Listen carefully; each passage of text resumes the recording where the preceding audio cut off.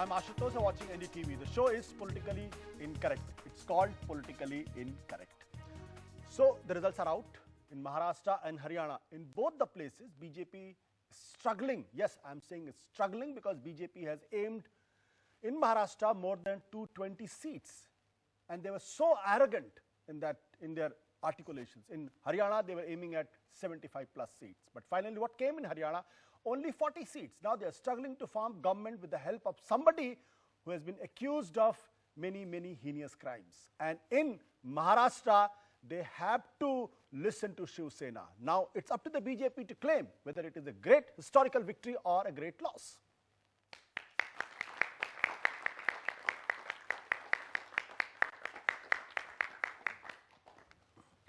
Namaskar. Wishing you all a very happy Deepavali. Well, any political organization which tends to play a long innings cannot take any election in a lighter vein, and also has to constantly build a strong organizational support, should have firm clarity on issues, and should have a strong leadership.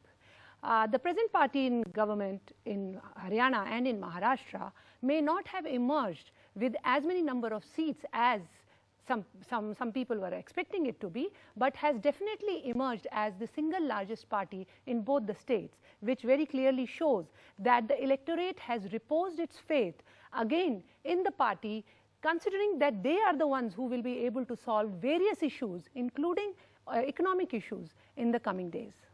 If you see the results of these elections in the context of the parliamentary elections, you will get the clear pictures.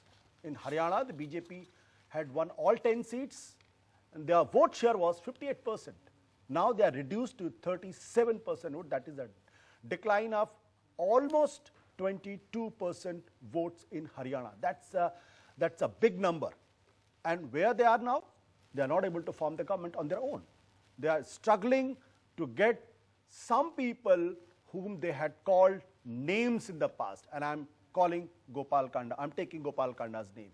In Maharashtra, the situation is so bad that Shiv Sena is bargaining hard, and it will be difficult for them to accept or admit whatever the Shiv Sena is telling them. There are the three takeaways. One takeaway is the BJP wanted to make 370 as a national issue and wanted to encash on that. It has failed miserably. On the Hindutva card, in the name of NRC, they failed miserably. What is hurting them and what they are not trying to understand is that economic slowdown is a big issue. In Maharashtra, the Maharashtra government is under the debt of more than 4 lakh crores, whereas half of the Maharashtra is under drought and rest under flood. Whereas in Haryana, the unemployment rate is 8.6%. Between 15 to 29 age group, the unemployment rate is 20.6%, but the BJP is not willing to accept this. And where was the Congress party? In both the states, Congress party has conceded defeat before entering into the election. In that situation, if BJP is struggling in Haryana, struggling in Maharashtra, it's a serious sign, serious signal for the BJP to understand. What is interesting to see is that the bar of success, electoral success, has been raised so high in the Lok Sabha elections that the opposition parties, they are celebrating that they have been defeated with a lesser margin in these assembly elections. Also, one interesting point which one can observe is that for a change, the political parties are not putting the blame on the EVM machines, which has been happening for a very long time. And if we look, in the last 5 or 6 years, if you look at the strike rate of coming back into the government, then you will see that BJP has a much better strike rate in comparison to other political parties. Also, if you look at there are economic challenges, no one is denying that, but again, which is the political party which is expected to look at the solutions? If you look in terms of the industrial growth in Maharashtra pre-2014 and post-2014, you will find that it was at a rate of 7.6% vis-a-vis 5.6%. In comparison to that, also if you look at the new investments which came into Maharashtra, these investments, cumulative increase was of the order of the value was about 11 lakh crore rupees, which post 2014 was much lesser in comparison. Also, if you look at the expenditure which was done on agriculture and in related activities, it was about 7.7%, which was much larger than pre-2014. So, there are certain issues, there were many agitations also, however, they were resolved and solved in a very positive manner. Whether they were actually genuine or whether they were fabricated, that in itself is a question mark. Also, if you look at the vote share, in Haryana, the vote share of BJP has increased by 3%, from 33% to 36%. And even in Maharashtra, while last time it was 260 seats which were contested, this time it was 164. So here the lesser seat have been won, but the strike rate has been better. Right, both our guest anchors have put forth their opening arguments, while Ashutosh feels that BJP flew too high, too close to the sun and too soon. And Geeta here feels that it seems that the opposition parties have now resigned. They have accepted to their fate, and now they are actually celebrating the reducing margins of defeat between the two parties. Now, let's throw the battle open to our audience. Let's take a few questions. Would you like to? Yeah. So my question to you is, did the tussle between the young brigade of Rahul Gandhi and the old veterans of the Congress party costed few seats for the Congress? Not the few seats, but the 2 states. See, if the Congress party had fought well, what happened? They had accepted the conceded defeat before they started preparing for the elections. Can you imagine the Congress party was going to the election in Maharashtra and Haryana, and they changed their state president at the last minute? Doesn't happen. You don't change your Senapati in the midst of the battle. So they were never prepared. In fact, they were so demoralized, so demoralized that they were not in a position to fight. Otherwise, if you see in Haryana, the Bhupinder Singh Hooda was given charge almost 45 days before polling, and he managed to get 31 seats. If the Congress had given him 6 months' time, probably the results would have been much different. Similarly in Maharashtra also. So the fact is, the ground was ready, the people are angry, economic slowdown has affected everyone, unemployment rate is very high, export-import is down, industrial production is down, the core sector growth in 5 sectors is a negative, and still if the Congress cannot exploit it, then only God can save the party. Okay. A question for Geeta, please. Ma'am, BJP recently lost 50 seats in the Haryana elections, and when it comes to campaigning, all BJP boasts about, as Sir himself said, is Kashmir issue, 370, NRC, or Pulwama, or Uri attacks, and they actually miss out the issues that actually matter. The country is currently facing an economic crisis, and India fell to 102 out of 117 countries that were ranked on the World Hunger Index. So don't you think that it is time for BJP to shift its concern to actual issues? Because I won't eat Pakistan when I feel hungry.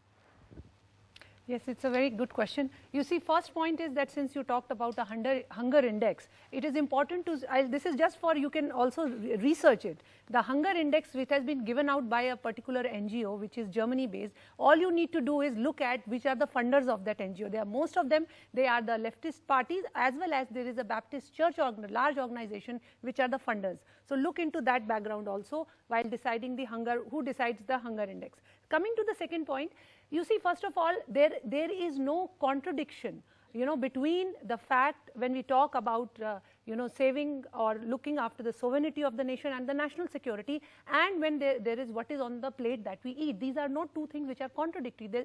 As an individual, I would like that my nation needs to be protected and that we as a nation should be one. And if a political party is looking into an issue which for 70 years other political parties evaded because of their appeasement politics, they did not look into the issue which was so pertinent while we talked about, which actually was something related to how we stood as one nation.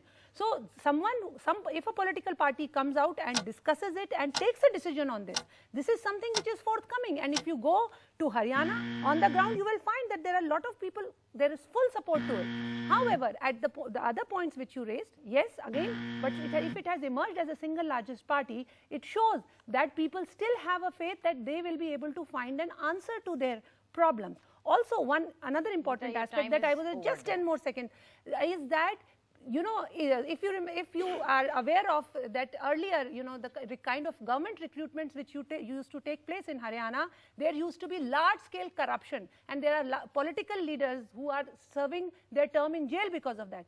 It is this government which was able to bring a transparency. Otherwise, it was famous kharchi and parchi. It was required. Geeta, because we'll I want to make a small submission. Very because quick. No, I haven't completed. Let me complete then only he can make his submission. I think Geeta was Kharchi and believes parchi. into the conspiracy theories. So I want to tell him that what about the growth rate which has been given by the government of India itself? Was it funded by the leftists or was it funded by the Baptist Church? Who did it?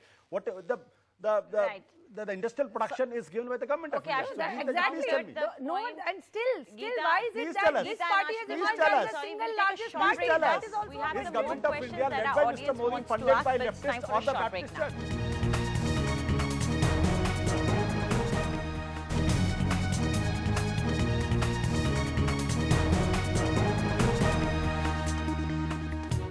Welcome back. Let's ask the question straight away. Let's go ahead. Hello sir, my question to you is, why did Congress party walk away before the election, did not campaign much better? Why did we not see Sonia Gandhi in any of the campaigns, and why was Mr. Bhupender Singh Hooda not invited in the Rahul Gandhi campaign that he did? See, आप घोड़े को कुएं के पास ले जा सकते, उसको पानी पिलाने के लिए मजबूर नहीं कर सकते ना. So if the political party itself has lost will to fight, how will they fight? It's a classic case. The people wanted them to win, but they lost. I think this man has made a brilliant articulation. What's your name? He said, and that's the crux of the entire. He said, कि अगर मुझे भूख लगेगी तो पाकिस्तान तो मैं खाऊंगा. If I am hungry, I will not eat Pakistan. That's the fundamental now. The government trying to feed everybody in the name of nationalism, Hindutva. But people are hungry. People want jobs. People want employments. People know that the demand is shrinking. Employment, every indicator, the economic indicator is showing a downward trend. But they don't want us to talk about nationalism. They don't want to talk about, sorry, they want us to talk about nationalism, 370, Pakistan, Kashmir, this Howdy, all kinds of things. Unfortunately, Congress has failed to make it a national issue. Economic slowdown should be a national issue, but Congress has miserably failed. And that's why the Congress lost in this election. Otherwise, they would have won. I want to just add a small thing to what Ashutosh 10 said. seconds. You see, if there was so much of, the kind of criticism that Article 370-35A going away is getting, why is it that the other opposition parties, why they did not criticize it in their rallies? None of them could come out because the kind of support, nationally, which the way people had come out and supported this decision, this is something which people hold very close to their heart. Right. Question. By that logic, the BJP should get 220 seats in Maharashtra. Why they didn't? Let's take They're the still the question. single largest party. Ma'am, being the single largest party, we've seen that Congress got 31 seats, whereas the other parties also got few seats, INLD as well as Haryana Lokdal, and there were 6 independent candidates who won.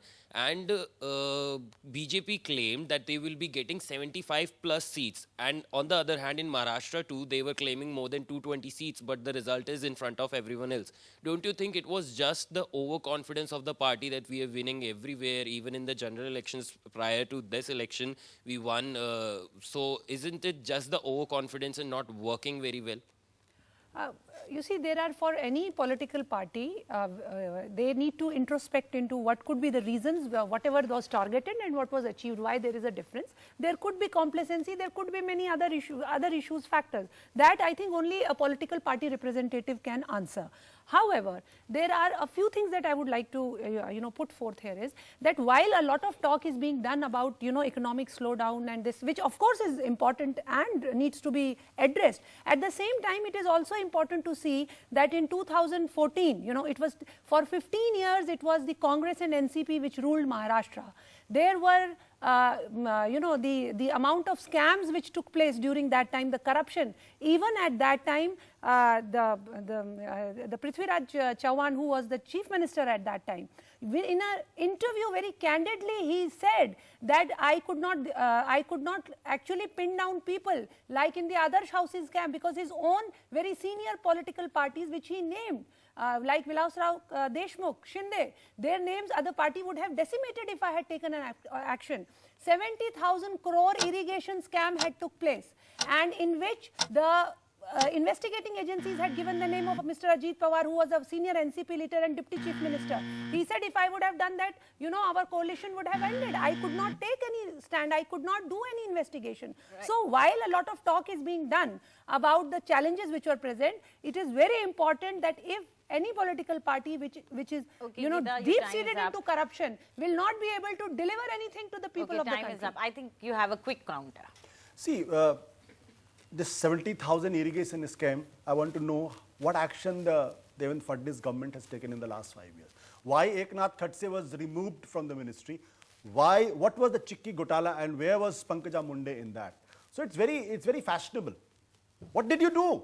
Tell to the whole world. Is this a chink in the armor of BJP, or the reason that they lost the seats in Haryana, that they don't talk about the industrial town that turned to be barren lands? Or don't talk about farmers instead of talking about, or they talk about 370 and Rashtrabad? See, as I just said before also, you see, these two things are not something which stand, which conflict each other. So if there is a farmers issue, yes, it is something which is important. This is a challenge in front of the country which needs to be addressed. But this challenge is not something which has come out in just the last 3 years. This is a problem which has been existing for the last 25 years and has been aggravating, right? Also, when we talk in terms of Article 370, I think everyone who's sitting there, none of you would like to say that you want that the rest of the country should be secular and only Jammu Kashmir should not be secular. We have to be secular, as a nation.